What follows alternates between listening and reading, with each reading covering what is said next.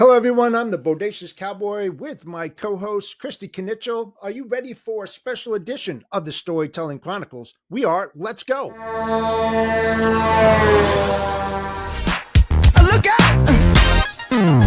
Pop, it's showtime. Showtime. Guess who's back again? Oh, they don't know. I bet they know as soon as we walk in. Showed up. I'm wearing Cuban links. Designer mix. Inglewood's finest shoes. Don't look too hard, might hurt yourself. Known to get the color red, the blues. Hello, everyone. Welcome to another episode of the Storytelling Chronicles, empowering women into logistics. I'm your host, the Bodacious Cowboy, or Jeff Dickinson. Beside me is the best co-host anybody could have on a podcast, Christy Knichel. How are you, Christy? Doing fantastic. How are you? I am doing well. And where are you podcasting from? I am coming live from New Orleans. Nice. And what event are you at? So I'm at the the big women event, WBENC, which is a company that certifies women-owned companies. So it's a huge event. There's usually, I'd say about 8,000 attendees, but there are about 2,000 less this time. Tons of corporate companies and other companies come here. It's the supplier diversity end of things. Companies trying to do business with other woman-owned or minority-owned.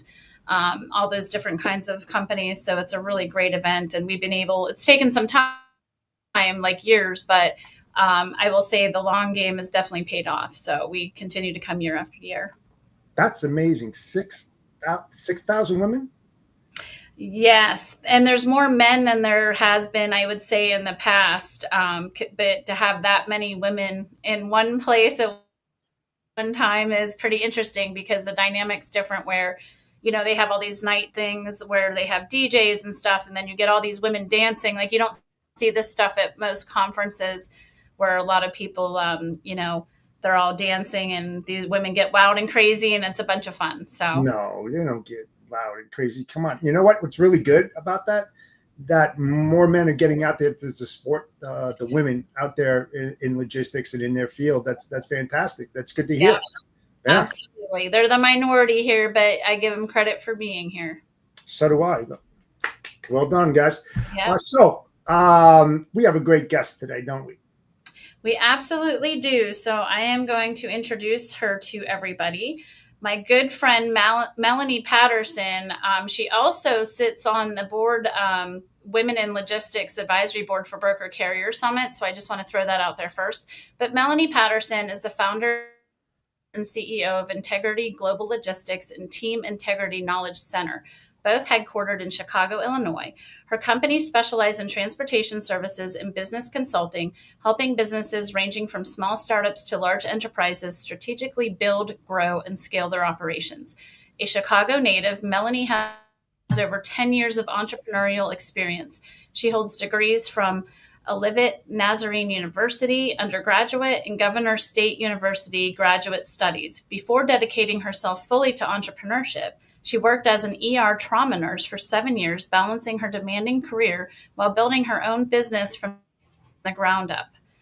So let's bring her on out. Yeah, and you know what? I want to find out that transition from being a nurse into logistics. I mean, I think that's pretty amazing. So let's bring her in. Hello. What an introduction. Thank you so much. That was amazing. Good to see you, Christy. Hello, Jeff. Thank you for having me. Absolutely. Yeah.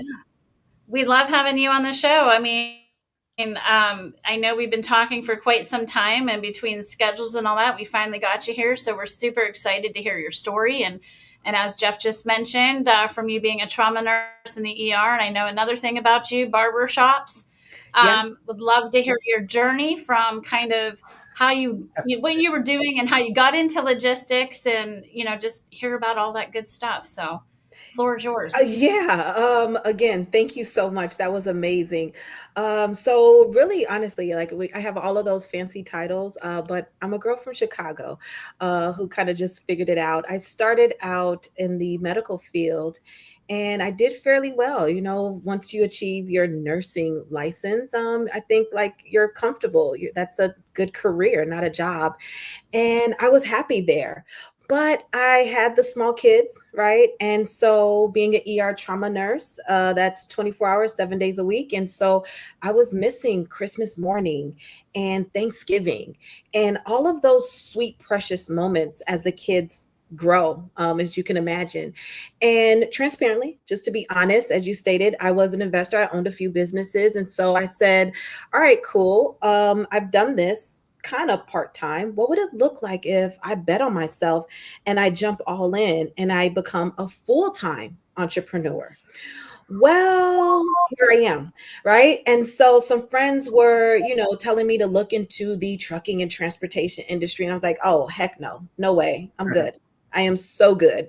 The risk, the cost, right? There's a lot of money coming in, but a lot of money going out.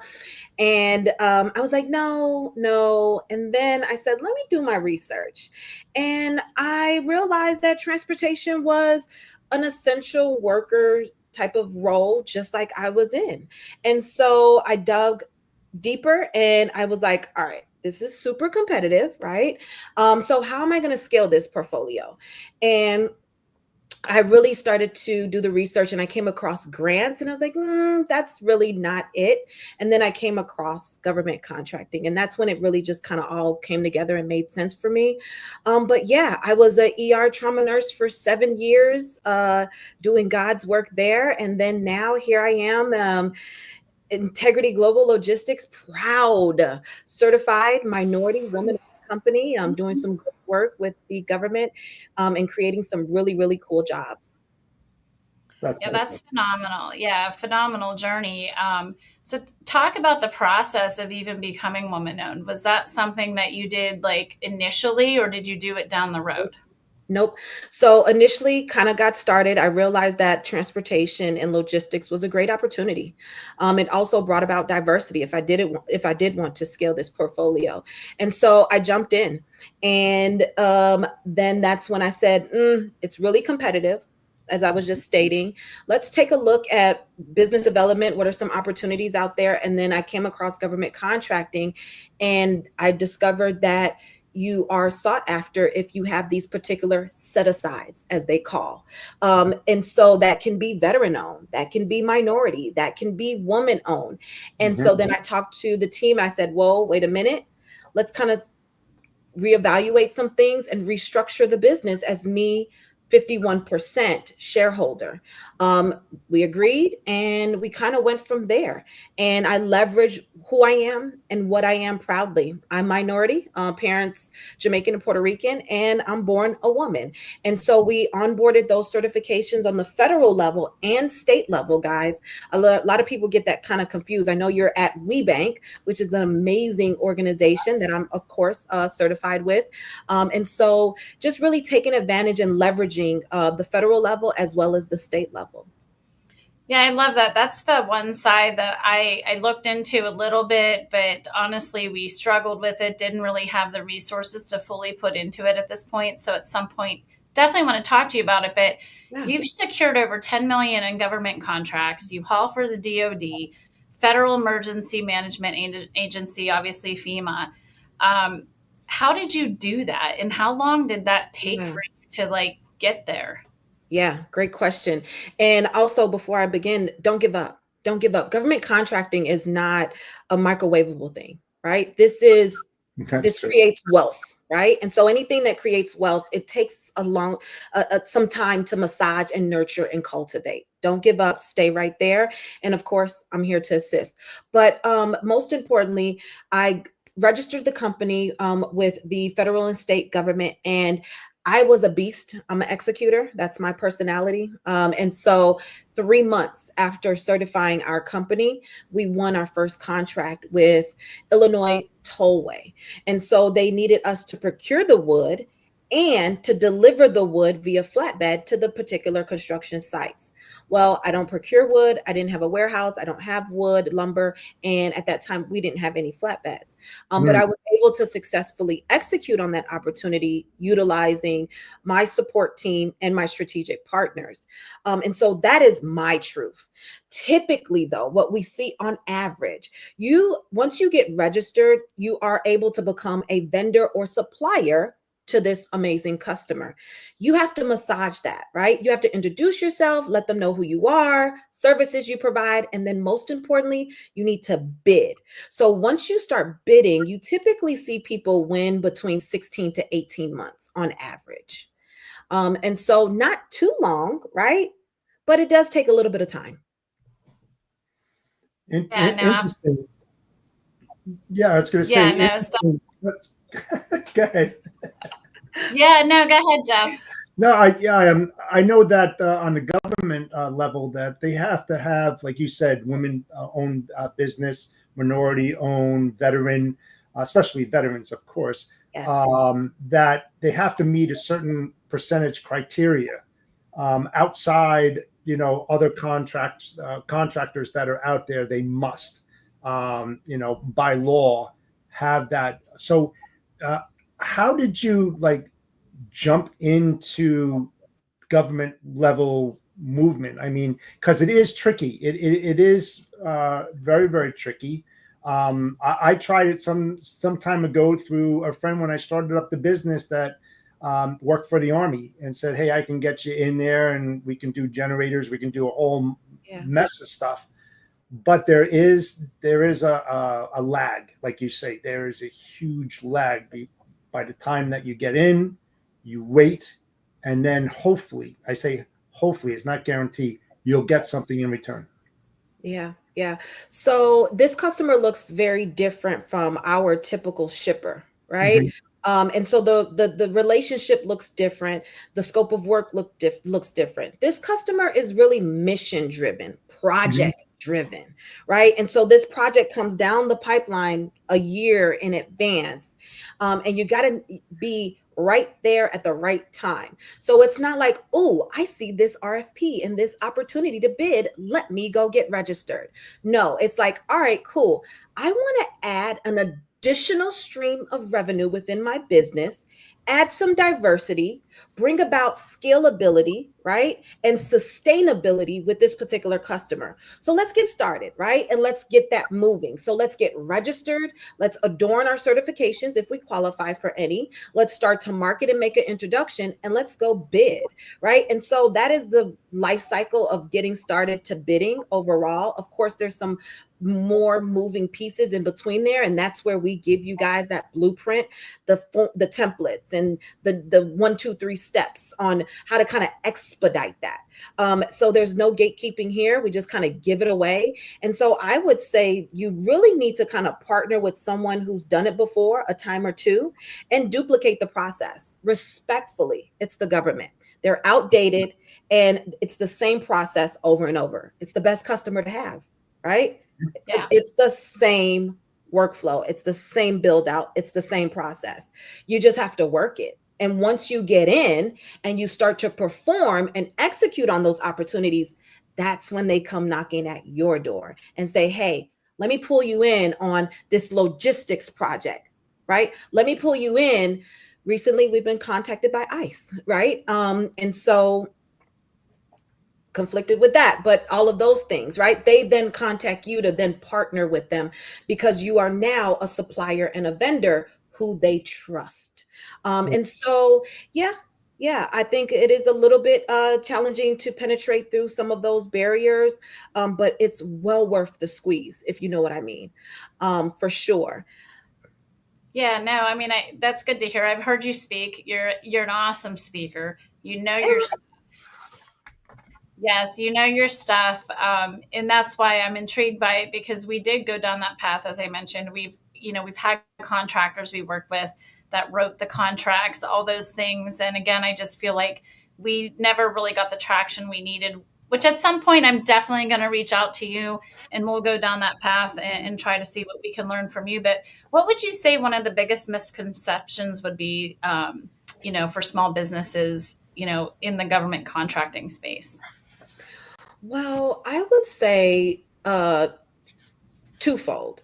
So one is that you can get a government contract and do nothing and just kick your feet up and collect. Doesn't really work that way. And then the second part of that is I need to have all of this equipment. I need to have this big old Crowley logistics empire to be able to do anything within this space. And that's not true, right? We have something called the SBA, Small Business Administration, which was put in place to help small business owners do business with the world's largest customer.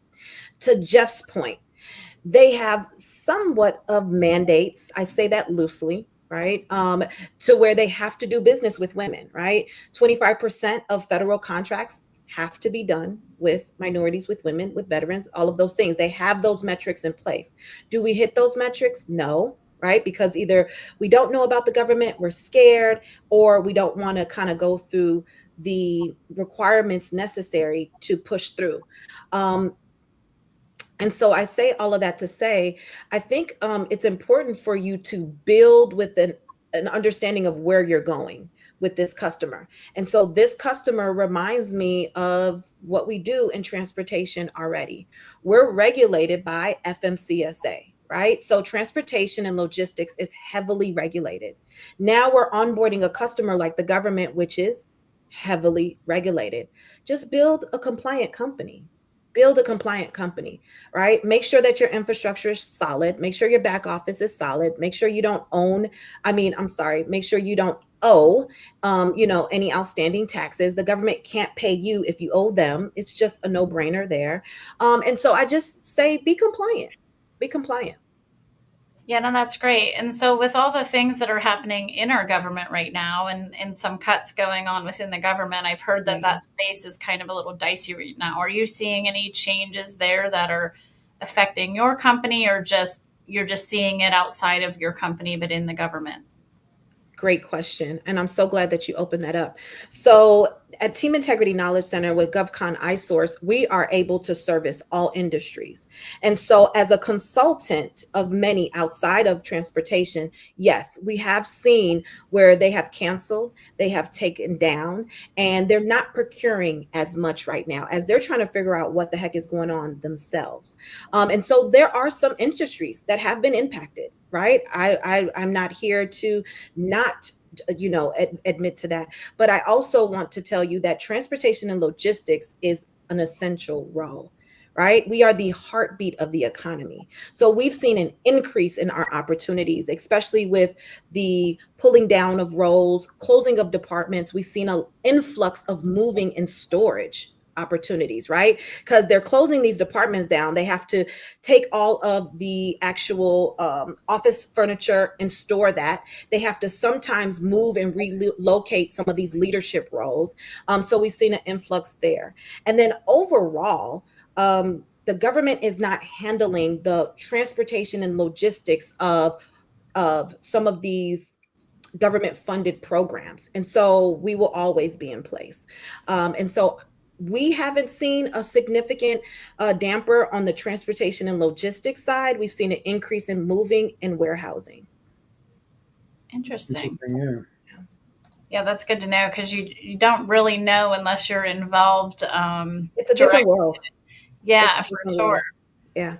So what would you say, when it becomes like, I know you believe obviously heavily in diversity. How do you feel, that plays a role in company growth? Because specifically, the fact that you said, hey, we need to make this, woman owned and go that direction. Like, what would you say, I guess, to other people out there, how important that could be to grow your company? Okay. So are you speaking in regard to diversity, in regard to us as owners and leaders and bringing that diverse opportunity into the company, or diversity far as a business owner onboarding this customer to where now you're doing courier service, warehousing service, air transportation? What type of diversity?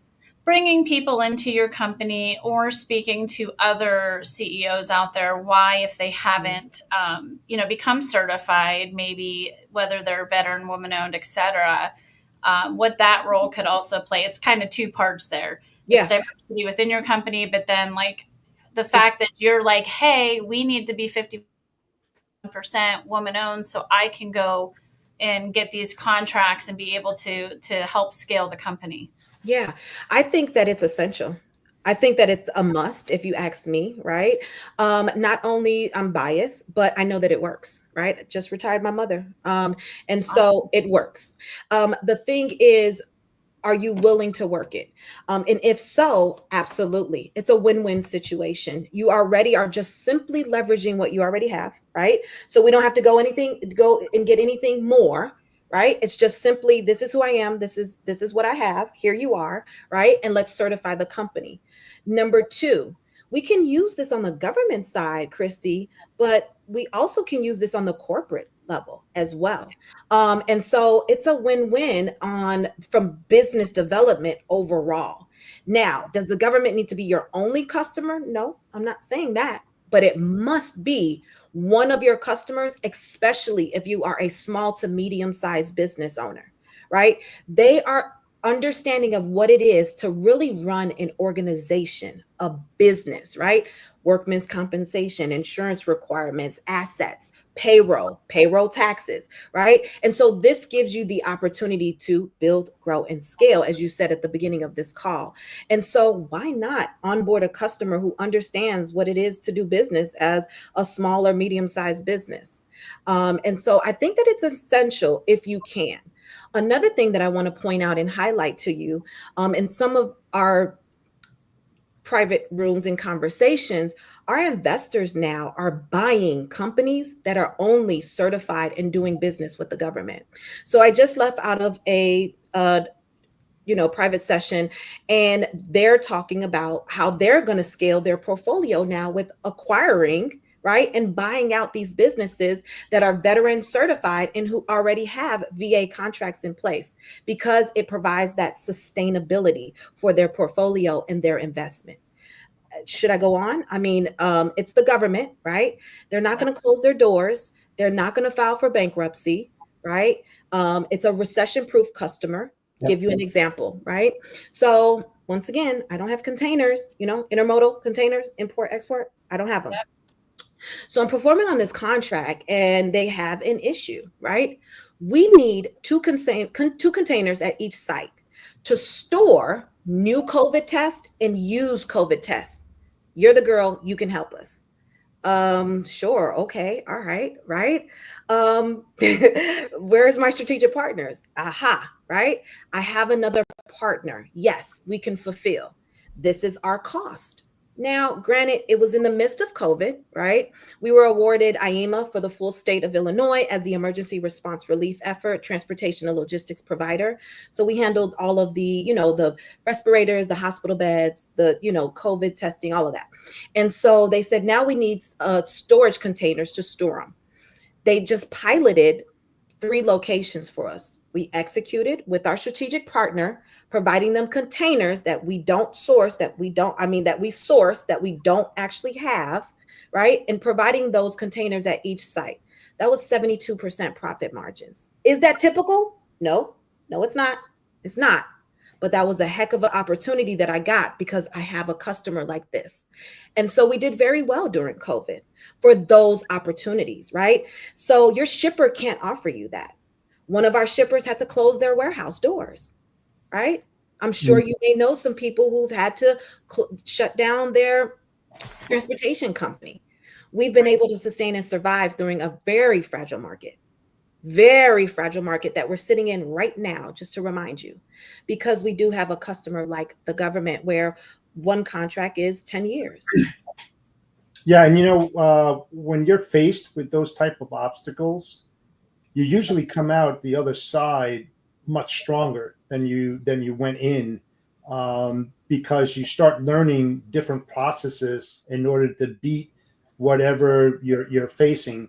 And even that comes down to restructuring. You might want to let people go or bring on more people to build more business. And then once you get through an obstacle such as that, people recognize that. And they're like, I remember you were there for us. We want to be there for you. And that just carries on long-term business relationships. A lot of people, it's like, for myself, I don't go to the spot market because I feel that is the petri dish for fraud.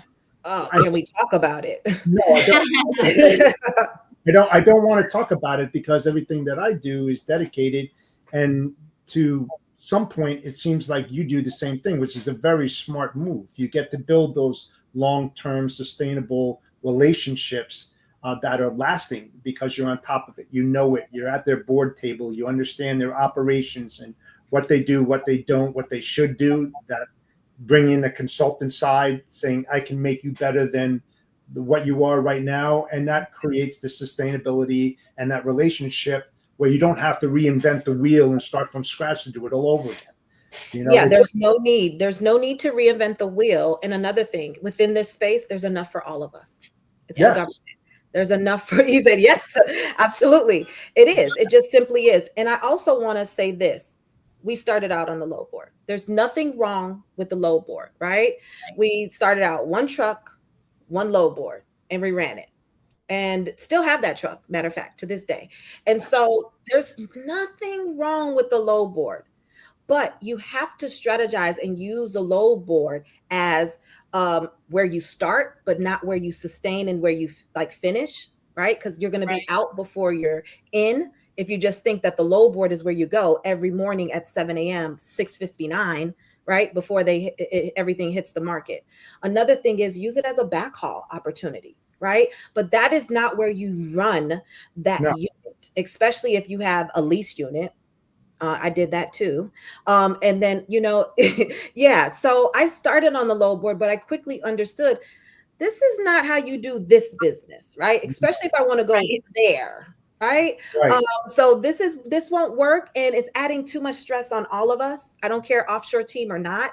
This is just too much stress. We need consistent, dedicated freight. We need contracted work. Right. And so what's the business doing for 2025? I know already. Right. And the low board just doesn't give you that. And so that's when I say get off the low board, that's what I mean. Not that there's anything wrong with the low board. Right. Right. But you know what? It also gives you knowledge. And when I say knowledge, when you see the same lane posted by 18 brokers, that's a shipper that you do not want to do business with. Absolutely. Seriously, it's just like who can dive to the bottom the quickest? And you're not going to get anything out of it. To me, it's a complete waste of time. If that's all you're doing is, like you said, Melanie, waking up at 7 o'clock and hitting the damn, load boards and seeing what you can do. And listen, there's companies that are out there to do that. That's what they do. So let them handle that is how we feel. Have fun, kiddos. Have fun. And the best of luck. Exactly. Yeah. Well, I wanted to change gears just a little bit because talking about the government contracting and stuff, the others, that side of your business, the Knowledge Center. Can you talk a little bit about what you do there? I know I just introduced you to someone recently that was looking to get into that space. Yeah. So I'm just curious to hear more about that.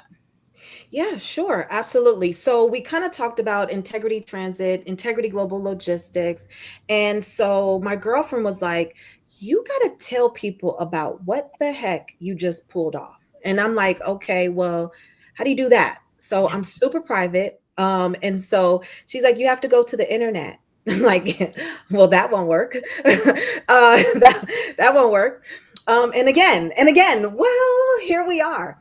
And so I developed this consulting company, Team Integrity Knowledge Centers, just started out small, helping out just local people. And I was like, whoa, wait a minute. I can help out more small business owners if I do become more visible.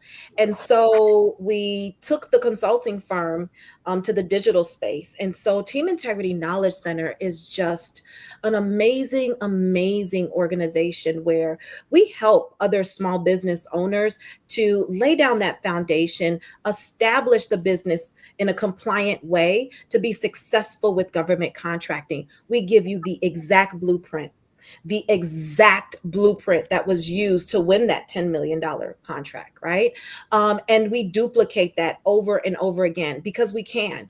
And so we've developed GovCon iSource, which is an amazing tool where we actually onboard a small procurement team into your business where we take it on from there, right? So if you need to register in SAM, if you need to update your SAM, if you need certifications, the forms, the operating agreement, the stock ledgers, all of the things that are required, right, by the government to get certified. We have that. We have the team to help you with that.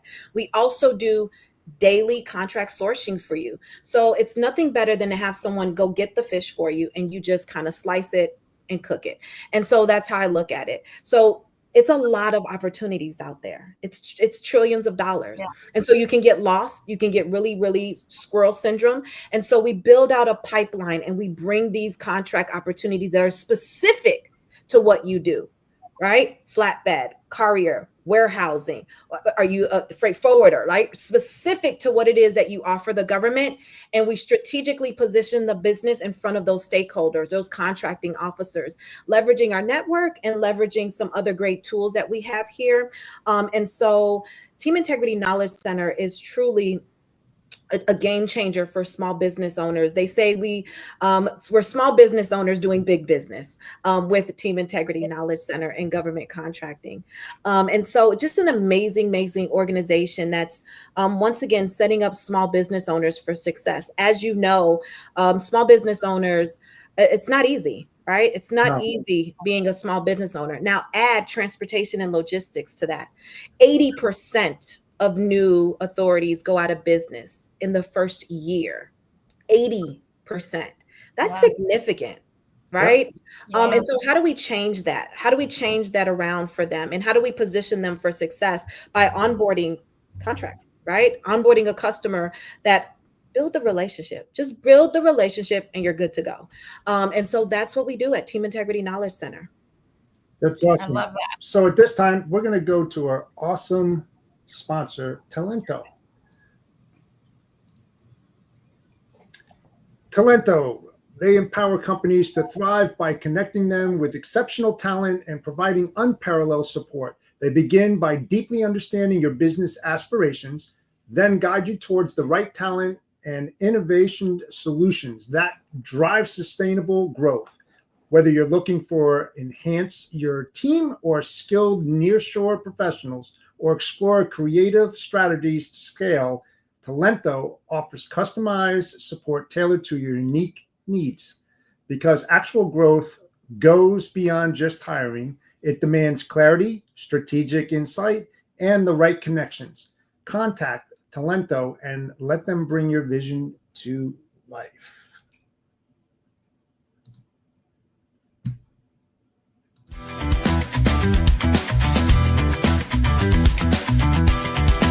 Logistics moves fast, but is your hiring keeping up? Struggling with high turnover? Hiring taking way too long? Talent costs soaring through the roof? It's time for a smarter solution. Meet Talento, the future of logistics hiring. Nearshore talent tailored to your needs with a faster hiring time, stronger teams, and top-tier professionals from Latin America at a fraction of the cost. Skilled, reliable, and ready to make an impact. Scale smarter, hire better, and stay ahead with Talento. Ready to transform your team? Book a call with us at talento-io.com to learn about our faster, smarter, and limitless solutions today.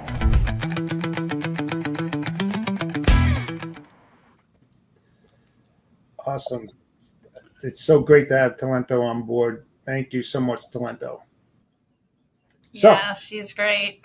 She is. So where do we leave off?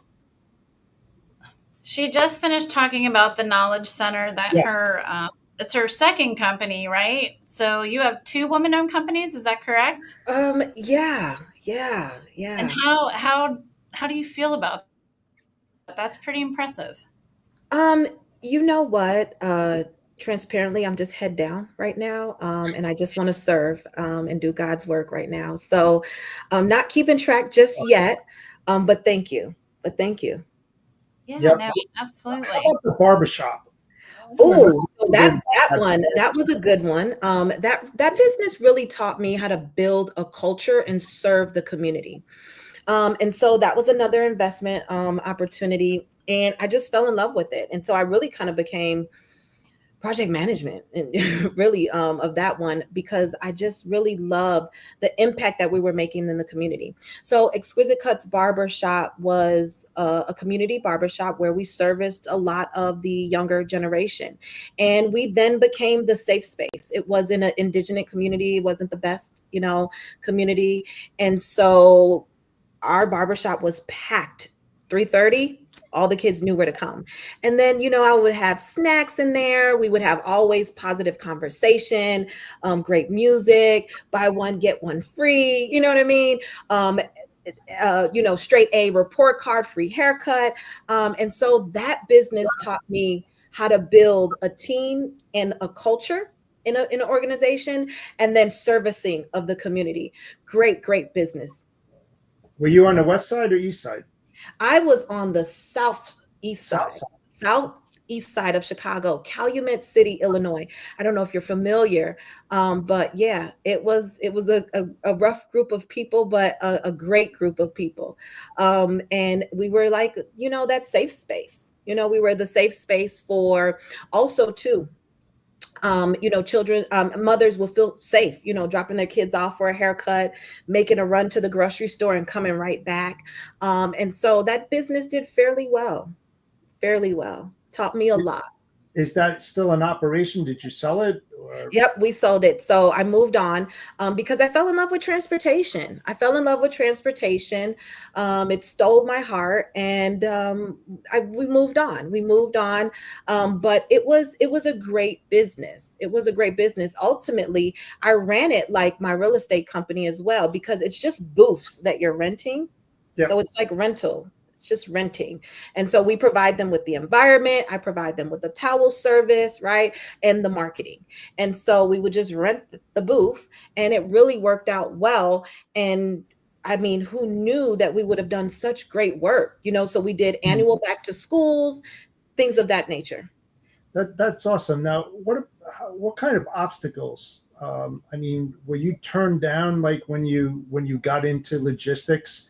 Being that it's a whole new area that you didn't have the backing or anything like that you just took that leap of faith, as they say. And so how well were you accepted? And what kind of mentors and coaches, and I'm sure you had disciplinarians as well that helped you to move forward? Yeah. So frankly, I'm still getting told no. I'm still getting the door slammed in my face. So that's part of the business though. Yep. And so I'm a businesswoman. And so I understand that just comes with the territory in any industry. It's just really harsh in this industry, the obvious, right? And transportation is heavily weighted on relationships and maybe, affluent families and trickling it down from there. And so I don't have that. I just came, and grew it from the mud. And so, we have to build trust. You have to earn these positions and these relationships. And so I think I focus more on that than all of the no's that I get, and just kind of hone in on building some really great relationships with integrity. That's where I got it from. When I started to do business with integrity, that's when things kind of changed. And so that's our motto. And then mentors, and that's a must for a leadership role, for a business owner, and for a mom, and right, so just making sure I stay grounded, making sure I do the work, make the deposits. And mentorship is always important, and surrounding yourself around those who are in alignment. So so professionally, who had the greatest impact on you? If you could name one person that they took the reins and they walked you through the fire to get you to where you are, who would that individual be? Well, I put a few people to the fire. It has to be professionally. It can't be your mom. No. Unfortunately, my mom, I have immigrant parents, so they can't really help me in this arena. Love them, of course. Oh gosh. Oh, wow. Am I There's a few. Yeah, there's a few. There's a few. There's There a has to be few. someone that's a standout that while you're building this company, you reflect upon and you say, you know what, if it wasn't for, I wouldn't be here. Who would that person be? Me. Yeah, I was just gonna say you probably should see.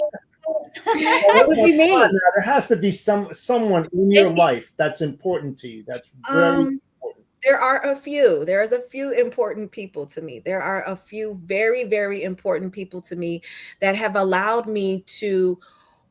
So I'm new to transportation, guys. There's no Mhm. secret. Yeah, I have 10 years of entrepreneurship behind me, right? So I got Mhm. that, but I'm fairly new to transportation.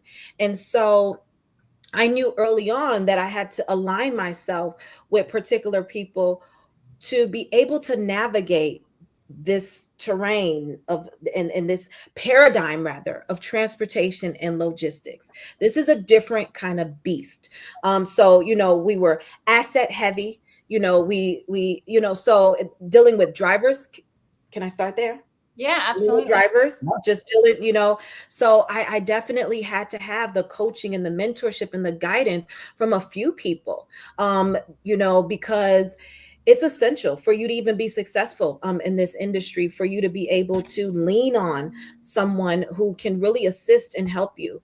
I'm drawing a blank to say one person. I can't. There's a few people who just really have been significant. Dr. Yvette Johnson, just a few people who have really, really been pivotal to the woman I'm becoming and who I am today as a leader and all of those things. But I would say don't get into transportation, especially if you're looking on like any aspect really. But for me, it was the carrier side that was rough for me, right? Managing all those units, and we had more trailers than units, and then the drivers, and then we were all OTR, starting out, and so that was heavy for me. That was. So, question: how did you decide to get into the asset side like that? What That's all made that you? I knew. That's all that I knew, because Okay, guess what? That's all that they talk about initially is, if you say trucking, what do you think? Go a buy truck, a truck and go get a truck. Like, so that's right? all that I was introduced to. So a friend of the family was coming out of the business, and they're like, look, I'm kind of done. He was asset heavy. And so that's how he ran his organization and his company. And so I kind of took it on from there. But transparently, Jeff, I ran into a not so good mentor. That's why I'm like being hesitant on shouting out names. And, so I ran into a not so good mentor, was like, no, you got to go get lease units, right? You're Mm. a woman, you can't handle the maintenance. And so go get lease units and they'll take care of all of the repairs. So I immediately put in a purchase order for 8 brand new units, right? Volvos with Penske, right? We had the liquid capital. So boom, manufacture it, they delivered it. We had 8 brand new Penske units, no contract, running off the load board. And Penske was eating us alive. And every time we brought that unit in for maintenance, for PMs, driver neglect, driver neglect, driver neglect. And so I'm like, well, are you really paying for maintenance? Right? Are you really absorbing the cost of what it would be if I just purchased a brand new truck that won't give me any problems for at least the first 3 to 5 years, right? And so I was guided wrong in the beginning, and I learned my lesson there. And then I said, oh, no, no, no, no. Leasing is not what's going to work for someone new like me. That's someone maybe well seasoned. That's someone with a very secure contract, and maybe just need to add additional assets, to fulfill with the volume and capacity demand. And so I had to learn that way, and had to restructure and protect my ear gates, protect my eye gates, and get in a new group of people who can guide me, because I knew that this was a great industry. And so Adam Wingfield, right? That's Yep. another one who is near and dear to my heart, who's been a wealth of knowledge, and simply put, is the real deal. Okay. It's just the real deal. And so I attribute a lot of my success to him. And so there's been a few people who have impacted me being in, women in logistics and being around these well-seasoned women in logistics, 23 years in the game, right? Please let me be quiet and listen. Like, I know I'm sitting in this position, but and so I'm, once again, I'm a girl from around the way. Just show me the door. If you know what I mean. It doesn't take much. Just show me the door and I'll pick up what you drop down and I'll take it from there. And so that's my personality too, as well. Yeah, and it's great to hear that. And I appreciate you sharing that story because, again, I've been in the industry 28 years and I had to learn the hard way myself, had to make a lot of mistakes, a lot of financial mistakes that cost the company a lot of money. But then you learn from that to move forward. And obviously, along my way, I got some more mentors a lot further down in my career, but we still made some mistakes. But now I think I know a lot more because of how long and how many people I just reach out to and ask questions. Yeah. How'd you build your business? All that. Like here I am doing this 28 years. I'm going to be asking you and wanting to know more about how you did this because I want to be able to do what you're doing as well. So I think it's important what you're saying and sharing, listening, hearing. Doesn't matter how long or what it might be. We can all learn from each other. And I think it's important to share and help each other. Yeah, we should do more of it. We should do more because also too, not only government contracting is there enough, within transportation, there's enough. And so I think that we should share more. Absolutely. So I have another, go ahead, Jeff. Yeah, I agree wholeheartedly with that. What are your thoughts about when you're talking about the government operations and knowing that?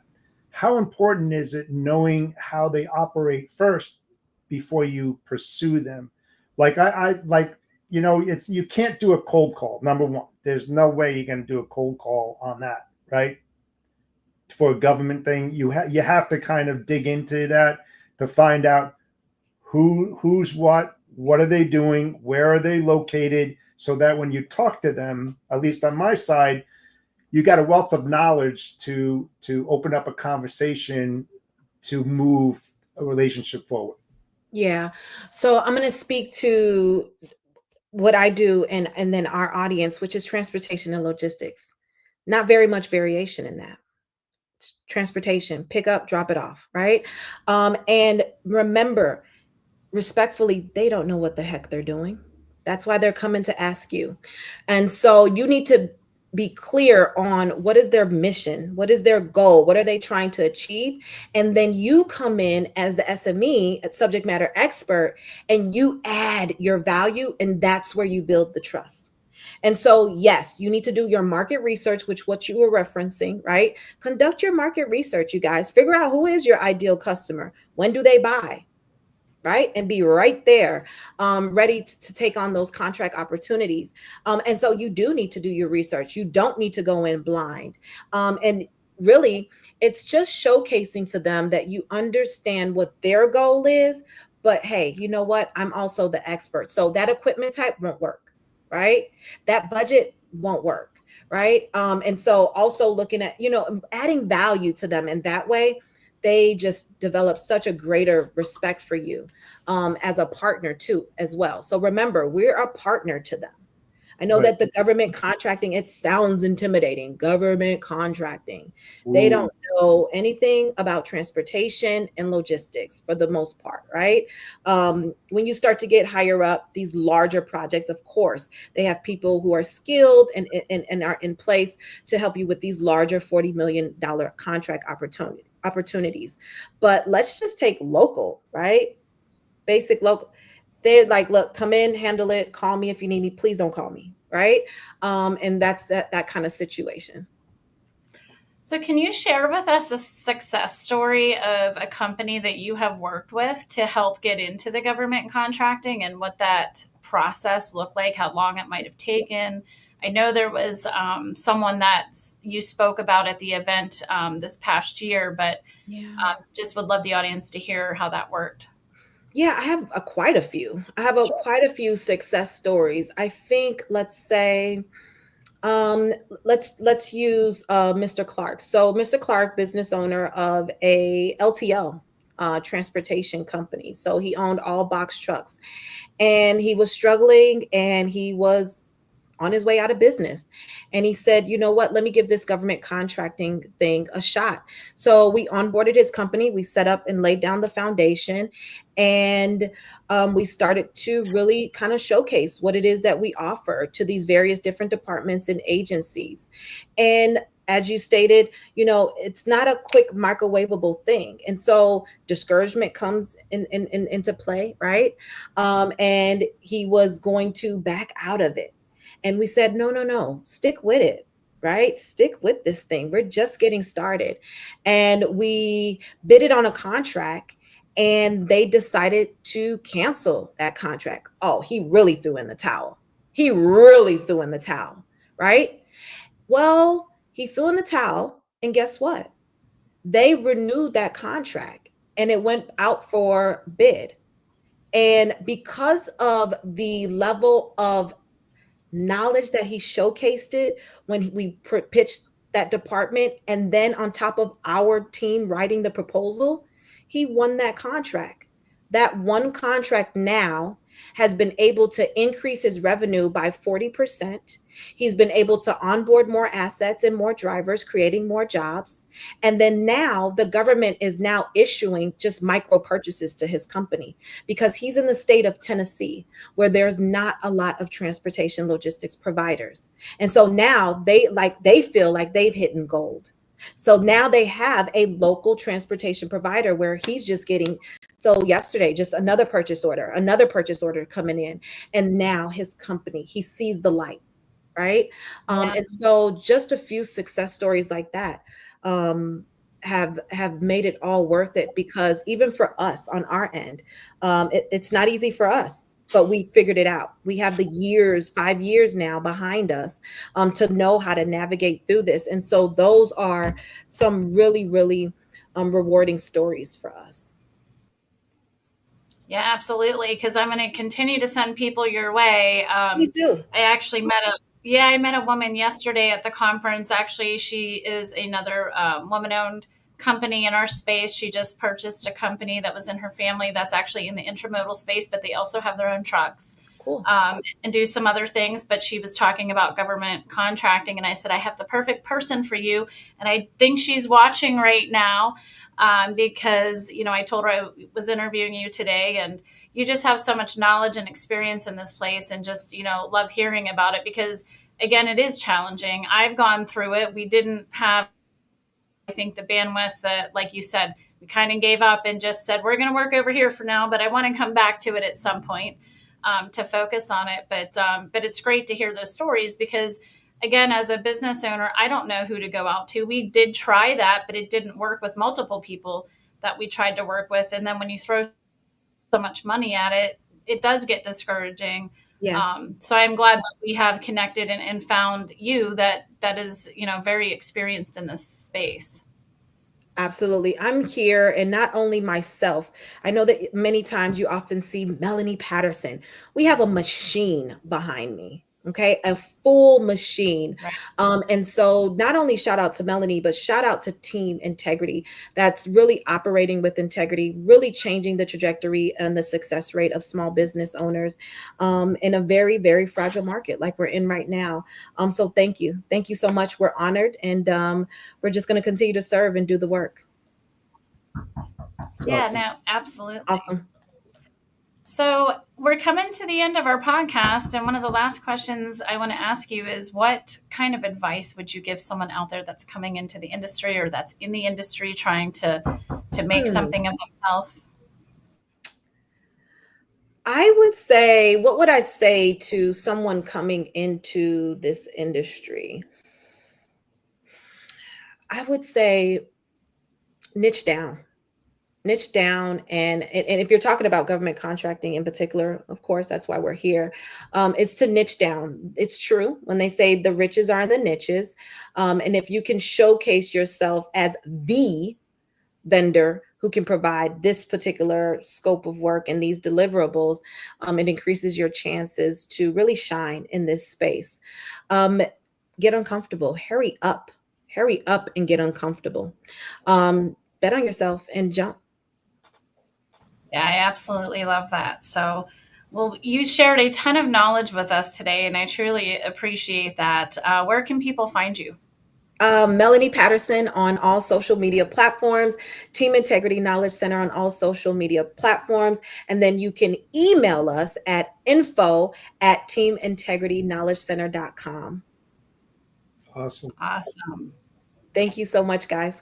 Yeah, well, You're thank you so much, Melanie, for joining us today and being able to reschedule all that kind of stuff. I appreciate it. Thank you.